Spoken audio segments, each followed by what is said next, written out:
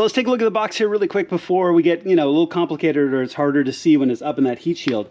But you're going to route the cables to each side. So when you pull off the existing plug, which is going to look just like that, you're going to take the existing cable and plug it in here. So you'll take the male existing cable and plug it into this female, and then you're going to plug the new male into the controller. That's it on each side. Now I'll show you exactly when we route the cables underneath. And we're going to use zip ties to make sure that the cables are up and away in a safe location, but it really is that easy. Now the other thing I'm going to do is I'm going to have this be the downside, against the heat shield when it's in that void space. So what I'm also going to do is I'm going to put a little bit of 3M adhesive set right here so it'll stick down. Now that space is just barely big enough for this box to fit into. So this box is not going to move really at all when we get it up in there, but I'm going to give it one more little bit to make sure that it doesn't move around and stays nice and secure. But it really is that easy. So I've gone ahead and pulled those 6 little hat nuts down, and now this heat shield piece is down and loose, and you can lay it really right across the top of your exhaust pipes.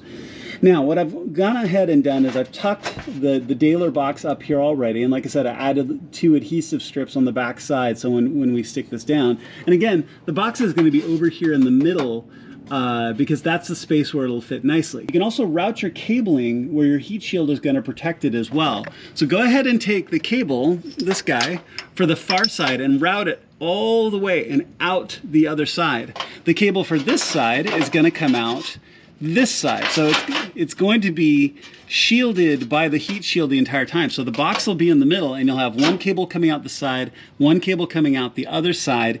And then you're only going to have, 4 or 5 inches of cabling exposed for when you get over here to the valve controller itself, because we'll route the cable out, and right here, maybe 4, maybe 5 inches of exposed cable that we can zip tie up, and it'll be really nice. So as you can see, all the cables are all plugged in. It looks great. Routed the cables around like I mentioned a second ago. And like I said, this is the passenger side, and the driver's side is essentially the same. You can route your cabling out here pretty tight out through the heat shield. You can always tuck more of this cabling in and just be really nice and covered through the heat shield. You could also route out a little bit higher and use this wiring harness back here as a secondary secure point with more zip ties if you'd like. You can see right here in the middle, you can see the end of the box as well, and the cable comes out the other side and it's exactly the same and all plugged in and good to go. So as far as installation, this is pretty much it and you're done. I just need to tighten down the hat nuts that are here because they're still a little bit loose, and then zip tie these cables and you're good to go. We are all done.